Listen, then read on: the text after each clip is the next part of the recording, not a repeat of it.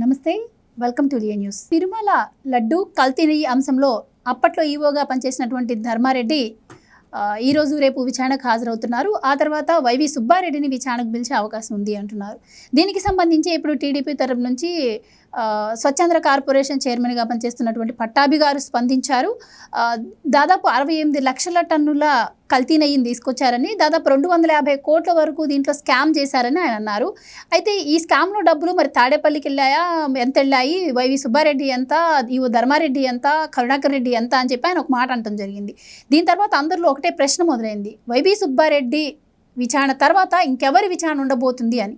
So మరి YV Subbareddy విచారణ తర్వాత ఇంకెవరిని అధికారులు విచారణకు పిలిచే అవకాశం ఉంది తెలుసుకుందాం. మనతో పాటు ఉన్నారు సీనియర్ జర్నలిస్ట్ సత్యమూర్తి గారు. నమస్కారం సార్. నమస్కారం అండి. సరే, బాగా ఉత్కంఠ రేపిన అంశం తిరుమల తిరుపతి లడ్డు అండి. దీంట్లో ఏంటి విచారణ కొంచెం లేట్ అవుతుంది. స్టార్టింగ్లో మనం చూసాం, మధ్యలో కొంచెం ఆగిపోయినట్టు అనిపించింది, మళ్ళీ ఇప్పుడు దాని తర్వాతనే స్పీడ్ అవుతుంది. సార్ ఏంటి మరి వైవి సుబ్బారెడ్డి గారు నాకు ఎటువంటి సంబంధం లేదు, నా బ్యాంక్ డీటెయిల్స్ కూడా ఇవ్వనని చెప్పి ఆయన అన్నారు. మరి రేపు అసలు ఆయన విచారణకు వస్తారా?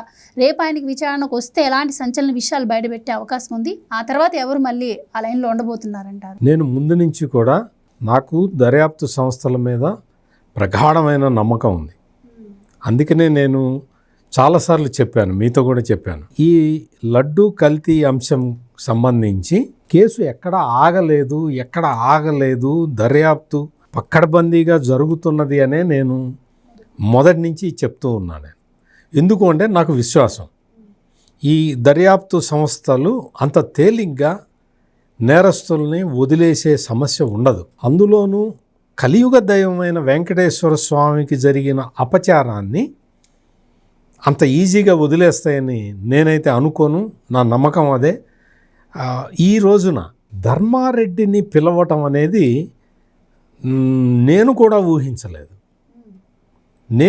ఊహించని పరిణామం. ఎందుకు నేను ఊహించలేదు అంటే, ధర్మారెడ్డి ఆ రోజు నుంచి, అంటే గవర్నమెంటు జగన్మోహన్ రెడ్డి గవర్నమెంటు కూలిపోయిన రోజు తర్వాత నుంచి ధర్మారెడ్డి వేరే బోట్స్ ఎక్కడున్నాయో ఎవరికి తెలియదు. అంటే అఫ్కోర్స్ నాకు ఒక సమాచారం మేరకు హైదరాబాదులో హిమాయత్ నగర్లో ఒక చార్టెడ్ అకౌంటెంట్ వాళ్ళ ఆఫీసులో ఉన్నాడు అనేది నాకు తెలుసు, కానీ అది రూఢి అయిన సమాచారం కాదు. అంటే అజ్ఞాతంలో ఉన్నాడు సంగతి తీసి పక్కన పెడితే, అసలు చాలా మందిలో ఏంటి, ఈ అప్పట్లో ఈవోగా ఉన్నాడు కదా, ఇప్పటి వరకు ఆయన్ని విచారణకు పిలవబోవడం ఏంటి అన్న ప్రశ్న చాలా మందిలో ఉండింది సార్. ఎగ్జాక్ట్లీ. అందుకనే ధర్మారెడ్డి తప్పించుకున్నాడా, ఈ విచారణకు కూడా అటెండ్ అవుతాడా లేదా అనేది చాలా మందిలో ఉన్న సంశయం. ధర్మారెడ్డి అంటే అదృశ్యం అయిపోయి, దాదాపుగా కనుమరుగైపోయి, అంటే ఎవరికి ఎక్కడ ఉన్నాడో కూడా తెలియని పరిస్థితుల్లో ధర్మారెడ్డి జీవితాన్ని కొనసాగిస్తున్నాడు. ఒకటి. ఇంకొకటి ఏంటి అంటే, తెలుగుదేశం పార్టీలో ప్రస్తుతం చాలా పవర్ఫుల్గా ఉన్న ఒక ఎమ్మెల్యే ఈ ధర్మారెడ్డిని కాపాడుతున్నారు అనేది ఇంకొకటి ప్రబలంగా అందరూ నమ్ముతున్న వ్యవహారం. చాలామంది నమ్మారు. ఆ ఎమ్మెల్యేకి సంబంధించిన కంపెనీలో ధర్మారెడ్డి పనిచేస్తున్నాడు అని కూడా సోషల్ మీడియాలో కొంతమంది ప్రచారం చేశారు. ఇంకా ధర్మారెడ్డి తప్పించుకున్నట్టే, అతనికి మొత్తం వీళ్ళ దగ్గర నుంచి ప్రొటెక్షన్ దొరికింది అని చాలామంది ప్రచారం చేశారు. ఆ ప్రచార ప్రభావానికి నేను కూడా డౌట్ పడ్డా, ధర్మారెడ్డిని అసలు పిలుస్తారా పిలవరా? మెయిన్ క్యాండిడేట్ ధర్మారెడ్డి కదా, ఎందుకంటే ఎగ్జిక్యూటివ్ అధికారిగా బోర్డు తీసుకున్న నిర్ణయాన్ని అమలు చేయాల్సిన వ్యక్తి ధర్మారెడ్డి కదా. అందుకని ధర్మారెడ్డి పాత్రని విస్మరిస్తే కేసు నిలబడదా అనేది నాకున్న డౌట్. సో ఇప్పుడు అంటే నాకున్న డౌట్ను కూడా దర్యాప్తు సంస్థలు క్లియర్ చేసినాయి. అందుకు నాకు చాలా సంతోషంగా ఉంది. ధర్మారెడ్డి అనే వ్యక్తి ఎవరి దగ్గర పనిచేస్తున్నాడు, లేదు హైదరాబాదులో ఆశ్రయం పొందుతున్నాడా, వేరే ఎక్కడికి పోవట్లేదా, లేదు అసలు ఎక్కడున్నాడు, ఏం చేస్తున్నాడు అనే విషయాలని చాలామంది ఎంక్వైరీ చేయడానికి కూడా ప్రవర్తించారు. ఈ రోజున వాళ్ళకు కూడా ఒక సమాధానం దొరికింది. ధర్మారెడ్డి ఈ రోజున ఈ సిట్ విచారణకి అటెండ్ అయ్యాడు. రేపు కూడా రమ్మన్నారు, రేపు కూడా వెళ్ళాలి. ఇక్కడ మనం గమనించాల్సింది ఏంటి అంటే, ఒక్క వైవి సుబ్బారెడ్డికి నోటీసు వచ్చినా వైవి సుబ్బారెడ్డి సంతోషించేవాడు. ఎందుకు? నాకు తెలియదండి, ఎగ్జిక్యూట్ చేసింది నేను కాదు అంటాడు. ఒక ధర్మారెడ్డికి నోటీసు ఇచ్చి ఊరుకున్నా నాకేం తెలుసండి బోర్డు నిర్ణయం అని తప్పించుకునేవాడు. ఇప్పుడు ధర్మారెడ్డికి సుబ్బారెడ్డికి ఇద్దరికీ నోటీసులు వచ్చినాయి. ఒక అతన్ని ఆల్రెడీ సగం విచారణ చేస్తారు, ఇంకొక అతను 2-3 రోజుల్లో రాబోతూ ఉన్నాడు. సార్ ఇక్కడ ఒక చిన్న డౌట్, ధర్మారెడ్డి గారి గురించి ఎందుకు విచారణకు పిలవలేదు అన్నదానికి మీరు చెప్పిన దాన్ని బట్టి ఒక క్లారిటీ వచ్చింది. సో ఇప్పుడు ఈ 2 రోజులు ఆయన విచారణకు హాజరైతే ఆయన విచారణకు సహకరిస్తారా, లేదు అంటే ఆయన విచారణకు సహకరించడం వల్లే వైవి సుబ్బారెడ్డి గారికి నోటీసులు ఇచ్చారా, ఏంటి అసలు ఆయన విచారణలో ఎలాంటి విషయాలు బయటికి రావచ్చు అంటారు, లేదంటే ఆయన అధికారులకు సహకరించకపోవచ్చు అంటారా? ఇక్కడ ధర్మారెడ్డి సహకరించకపోవటం అనేది సమస్యే కాదు. ఏ నేరస్తుడు సహకరించడు పోలీసులు. చిన్న పిక్ పాకెటర్ కూడా నేను చేయలేదనే అంటాడు. ఆడి 4 దెబ్బలు వేస్తే ఆడు చెప్తాడు. కానీ వీళ్ళందరూ చాలా సమాజంలో చాలా పెద్ద పెద్ద వ్యక్తులు కదా, వెంకటేశ్వర స్వామినే మోసం చేసే అంతటి పెద్ద వ్యక్తులు కదా. వీళ్ళని టపాటపా 2 పేకలేరు కదా ఎవరు. వాళ్ళ చేత చెప్పించాలి, వాళ్ళు ఒప్పుకునేలాగా దర్యాప్తు సంస్థల దగ్గర ఆధారాలు ఉండాలి. సార్ ఒకవేళ సహకరించకపోతే మరి ధర్మారెడ్డి గారిని కూడా అరెస్ట్ చేసే అవకాశం ఉంటుందంటారు? ఇప్పుడు నేను చెప్పబోయేవన్నీ విన్న తర్వాత మీరే ఒక నిర్ణయానికి వచ్చి మీరు చెప్పండి, ధర్మారెడ్డిని అరెస్ట్ చేస్తారా చేయరా. ఇక్కడ ధర్మారెడ్డి ప్రమేయం ఎంతవరకు ఉంది? టెండర్ నిబంధనలు సడలించింది ఎవరు సడలించినా సరే, ఆ సడలించిన నిబంధనలు ఇంప్లిమెంట్ చేయాల్సిన వ్యక్తి ఎవరు? ఇంప్లిమెంట్ చేసేటప్పుడు అందులో సాధ్యాసాధ్యాలు గమనించాల్సిన విషయము, ఆ బాధ్యత ధర్మారెడ్డి మీద ఉంటాయి. అందుకనే ఈ తిరుపతి లడ్డు కల్తీ వ్యవహారం అనేది ఒక వ్యక్తి ఒక స్థాయిలో చేసిన కుంభకోణం కాదు. పలువురు అధికారులు అనధికారులు పలు స్థాయిలలో చేసిన నేరం ఇది. ఇంకొకటి ఏంటి అంటే ఇది కేవలం ఆర్థిక నేరం మాత్రమే కాదు, ఇది కేవలం డబ్బుల కోసం మాత్రమే చేసిన కుంభకోణం కాదు. ఇది హిందువుల మనోభావాలని దెబ్బతీసే ఒక పెద్ద మతపరమైన కుట్ర. అంటే కలియుగ దైవం శ్రీ వెంకటేశ్వర స్వామి మీద ఉన్న భక్తి శ్రద్ధలని తగ్గించి వెంకటేశ్వర స్వామికే మహిమ లేదు అని నిరూపించే ఒక పెద్ద మతపరమైన కుట్రలో భాగంగా ఇది జరిగి ఉంటుంది. అందుకనే ఈ రోజున ఈ ధర్మారెడ్డి కానీ ఈ సుబ్బారెడ్డి కానీ వీళ్ళని విచారించే స్థాయికి వచ్చేశారు వీళ్ళు. అంటే నేరం దాదాపుగా ఎస్టాబ్లిష్ అయిపోయినట్టే. ఈ Bolebaba dairy, AR dairy, Shri Vaishnavi dairy వీళ్ళకి వాళ్ళకి సంబంధించిన ప్రతినిధులు, ఓనర్లు వీళ్ళందరూ దాదాపుగా 6 అరెస్ట్ అయ్యి జైలు జీవితం గడిపారు. తర్వాత బెయిల్ మీద బయటకు వచ్చారు. అంటే మీరు చెప్తుంటే నాకు ఒకటి అనిపిస్తుందండి, దేవుడి మహిమ అంటారు కదా, అంటే సాధారణంగా ప్రభుత్వమే సిట్ వేస్తే కనీసం సిట్ పైన అయినా చంద్రబాబు గారి మీద నెపం నెట్టి ఆరోపణలు చేసే అవకాశం ఉండేది. కానీ ఇది సుప్రీంకోర్టుకి వెళ్ళి వాళ్ళే తెచ్చుకున్నటువంటి స్పెషల్ టీము, ఇప్పుడు వచ్చే ఆరోపణలు కూడా వాళ్ళు ఖండించడానికి కూడా ఛాన్స్ లేదు. చంద్రబాబు నాయుడు ప్రభుత్వము స్పెషల్ ఇన్వెస్టిగేషన్ టీం వేసింది. స్పెషల్ ఇన్వెస్టిగేషన్ టీం వేస్తే వాళ్ళు దర్యాప్తు చేస్తూ ఉంటే ఇదే వైవి సుబ్బారెడ్డి కోర్టుకి వెళ్ళాడు. మాకు ఈ సిట్ మీద మాకు నమ్మకం లేదు, మాకు సిబిఐ ఎంక్వైరీ కావాలి అని అడిగాడు. సిబిఐ ఎంక్వైరీ కావాలి అన్నప్పుడు రాష్ట్ర ప్రభుత్వం ఏం చెప్పింది అంటే, మేము ఆల్రెడీ దర్యాప్తు దాదాపుగా కంప్లీషన్కి వచ్చిందండి, నేరం రుజువు అవుతూ ఉన్నది, ఈ దశలో సిబిఐ వచ్చినా చేయగలిగిందేమి లేదు, అందుకని మేమే దర్యాప్తు చేస్తాము అని చెప్పి రాష్ట్ర ప్రభుత్వం చెబితే వైవి సుబ్బారెడ్డి అట్లా జరగటానికి వీల్లేదు, ఈ సిట్ అంతా చంద్రబాబు నాయుడు సిట్ అంటే సిట్టు, స్టాండ్ అంటే స్టాండు, అందుకని మాకు ఈ సిట్ వద్దు, సిబిఐ విచారణ కావాలి అని అడిగారు.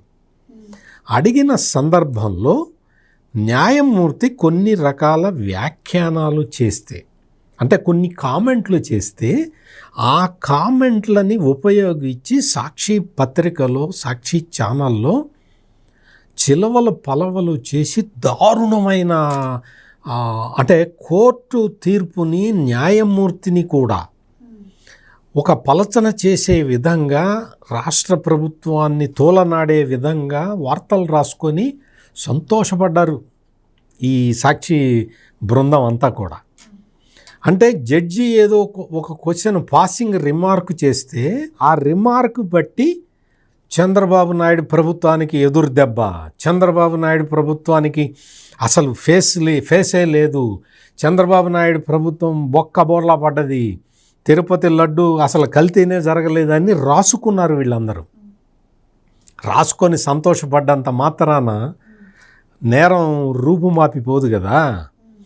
నేరం రూపుమాపిపోకుండా సుప్రీంకోర్టు వాళ్ళు ఏం చేశారు అంటే, ఓకే మీకు రాష్ట్ర ప్రభుత్వ దర్యాప్తు మీద మీకు డౌట్గా ఉంది కాబట్టి సిబిఐ ఆఫీసర్లను వేద్దాము, సిట్ వాళ్ళు ఆల్రెడీ 50% దర్యాప్తు పూర్తి చేశారు కాబట్టి వాళ్ళని ఉంచుదాము, వీళ్ళిద్దరికీ తోడు ఆహార నిపుణులను కూడా పెడదాము అని చెప్పి ఆహార నిపుణులను కూడా పెట్టి సుప్రీంకోర్టు డైరెక్ట్గా సిట్ వేసింది.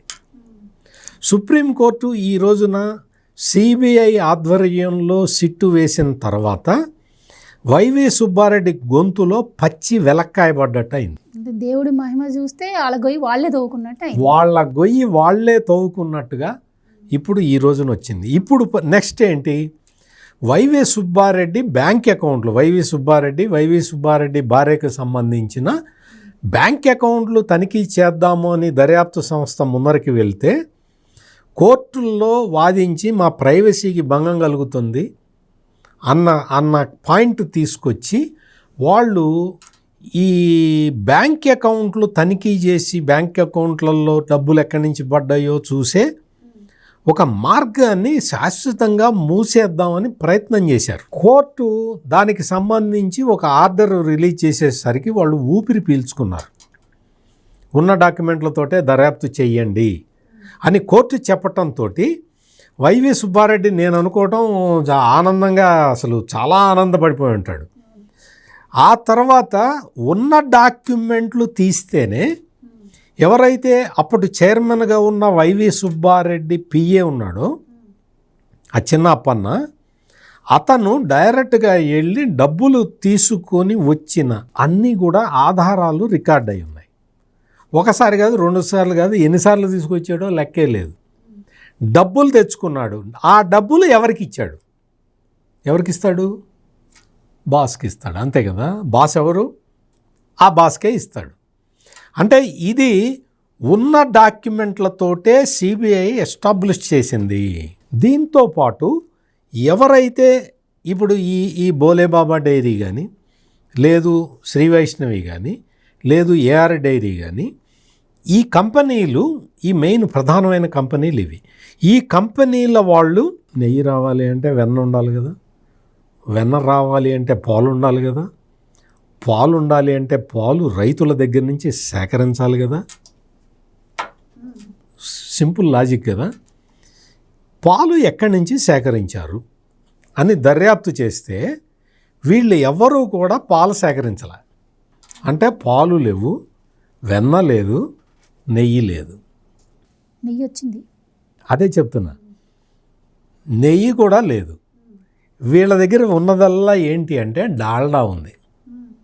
ఆ డాల్డాని తీసుకొచ్చి ఆ డాల్డాని నెయ్యిలాగా మార్చటానికి కొన్ని రసాయనాలని కలిపారు. అందులో కొన్ని రసాయనాలు కలపటం ద్వారా బీటా కెరోటిన్ ఏదో ఉన్నది, దాన్ని కలపటం ద్వారా నెయ్యికి రంగు వస్తుంది.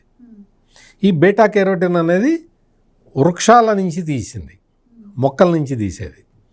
అట్లా కాకుండా కొన్ని ఈ అంటే పూసగా రావాలి కదా నెయ్యి, అట్లా రావటానికి జంతు సంబంధమైన అంటే జంతువుల నుంచి డిరైవ్ చేసిన కెమికల్స్ ద్వారా ఆ కెమికల్స్ కలిపి ఈ జంతు సంబంధమైన పదార్థాలు మిక్స్ చేయటం ద్వారా నెయ్యికి ఆ రంగు, ఆ రుచి వచ్చేలాగా చేశారు. ఇదంతా కూడా ఎవరైతే ఈ ఫ్యాక్టరీలకి, ఈ నెయ్యి సరఫరాదారులకి కెమికల్స్ సప్లై చేశాడో అతను తన వాంగ్మూలంలో స్పష్టంగా చెప్పాడు. ఈ ప్రాసెస్ అంతా అయ్యే వరకు విచారణాధికారులు ఓపికగా వెయిట్ చేశారు. తర్వాత ఏం చేశారు? ధర్మారెడ్డిని పిలిచారు. ఇది రాకముందు, ఇప్పటి వరకు ఈ సమాచారం అంతా రాకముందే ధర్మారెడ్డిని పిలిచినట్టయితే ధర్మారెడ్డి సులభంగా ఈ నేరం నుంచి తప్పించుకొని ఉండేవాడు. ఇవన్నీ ఈ ఆధారాలు వచ్చినాయి కాబట్టి ఇప్పుడు ధర్మారెడ్డిని పిలిచారు, నెక్స్ట్ వైవి సుబ్బారెడ్డిని పిలిచారు. ఇప్పుడు మీరు అడిగిన క్వశ్చన్కి సమాధానం ఏంటంటే, ధర్మారెడ్డి ఏమి చిన్నపిల్లాడు కాదు, పసిపిల్లాడు కాదు. చాక్లెట్ ఇస్తా చెప్పరా అంటే చెప్తానికి. ధర్మారెడ్డి ఈ నేరంతో నాకు సంబంధం లేదు అనే చెప్తాడు. నాకు అసలు సంబంధం ఏంటండి, నాకేం సంబంధం అండి అనే అంటాడు. బోర్డు తీసుకున్న నిర్ణయాన్ని నేను ఇంప్లిమెంట్ చేశానండి అనే చెప్తాడు. ఈ విషయాలన్నీ వాళ్ళకి నాకే తెలిస్తే వాళ్ళకి తెలియవా? అందరికీ తెలుస్తాయి. అందుకనే ఇప్పుడు వైవి సుబ్బారెడ్డిని కూడా పిలుస్తారు, వైవి సుబ్బారెడ్డిని కూడా విచారణ చేస్తారు. ఇద్దరిని కలిపి కూర్చోబెట్టి విచారణ చేస్తారు.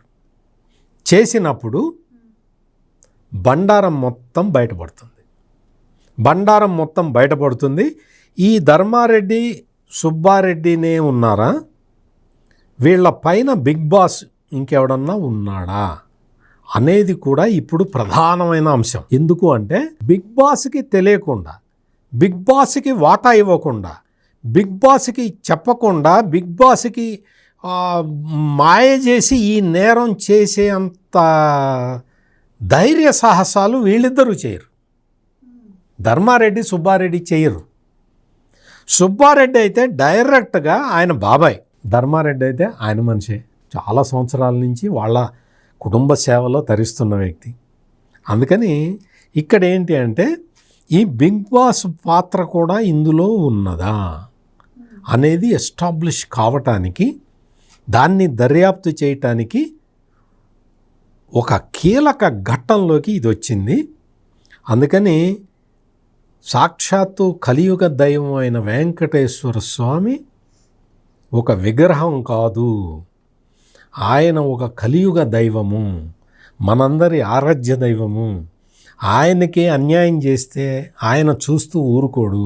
బిగ్ బాస్ కాదు, వాళ్ళ అయ్యను కూడా తీసుకొచ్చి బోన్లో నిలబెడతాడు. థ్యాంక్ యూ సో మచ్ అండి. నమస్కారం అండి. Please subscribe to Leo news for more videos.